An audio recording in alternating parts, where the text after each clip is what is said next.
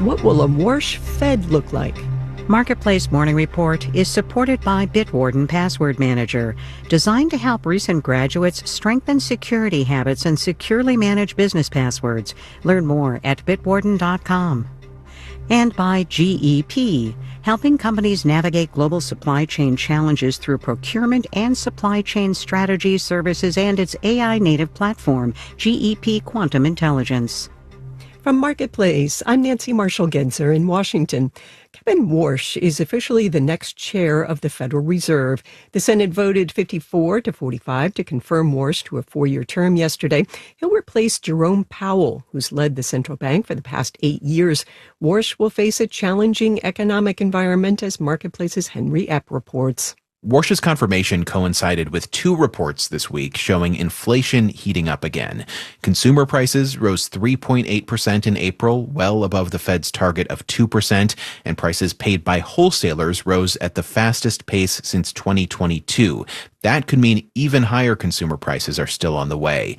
A worsening inflation picture makes it less likely voting members of the Fed will want to lower interest rates.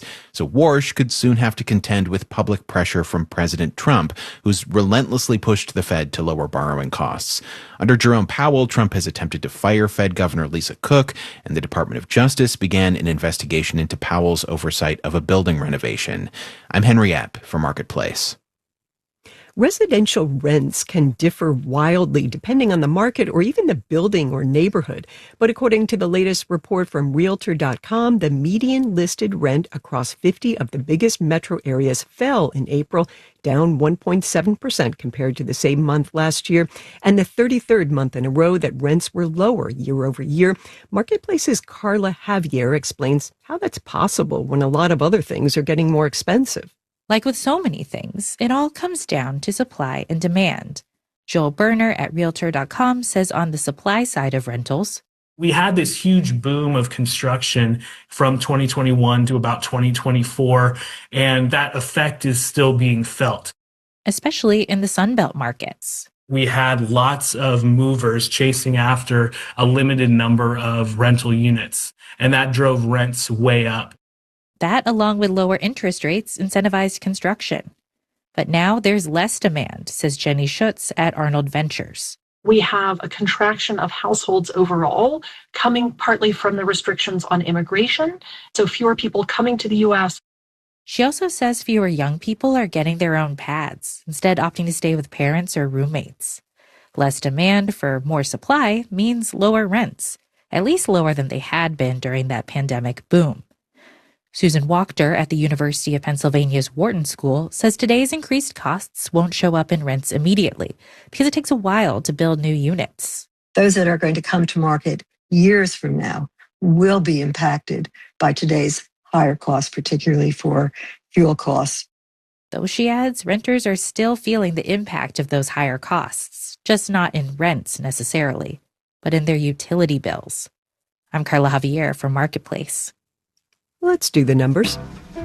The Dow, S&P, and NASDAQ futures are up in the 1 to 0.8% range, with the Dow future up 429 points. 10-year Treasury yield is up at 4.45%. Marketplace Morning Report is supported by Schwab. At Schwab, investors get choices ranging from self-directed investing to full-service wealth management all in one place. Learn more at schwab.com. And by The Economist, offering global reporting and analysis on politics, economics, and world affairs. More information at economist.com. We're continuing to check in with small businesses that are navigating the tariff refund process. The portal to apply for a refund opened a few weeks ago, this after the Supreme Court struck down a large swath of President Trump's tariffs. The federal government is on the hook for something like $166 billion in refunds.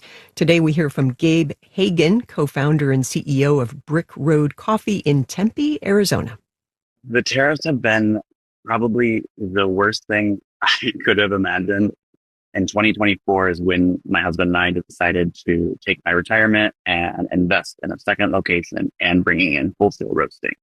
So 2024, we do all these projections. We take out these loans so we can expand, do the construction, and open the roastery. By the time we're done with construction, it's now June, July 2025, our first inventory purchase for the roastery was so much higher than we had originally planned because we didn't plan for tariffs.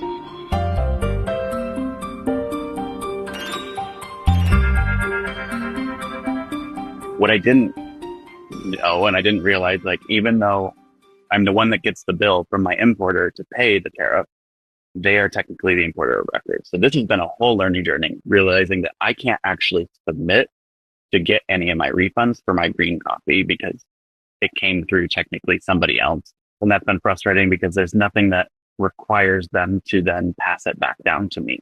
So I'm still in this gray area of like, will I see any refunds back?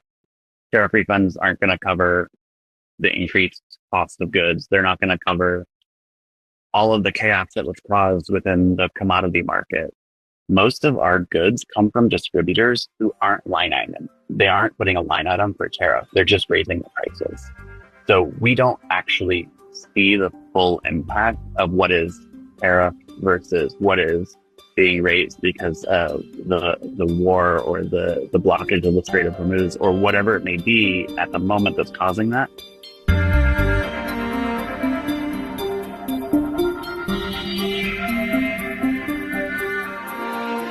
Last year in December, we took a second mortgage on our house, my husband and I, so we could get another round of working capital into the business. So there's not many more assets we have. So we're getting close to like running out of those, like in case of emergency pull lever things.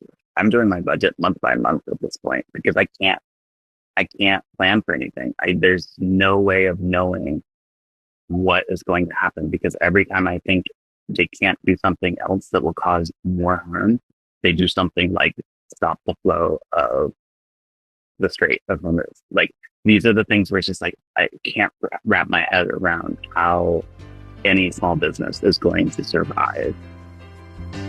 That's Gabe Hagan with Brick Road Coffee. In Washington, I'm Nancy Marshall-Genzer with the Marketplace Morning Report from APM, American Public Media.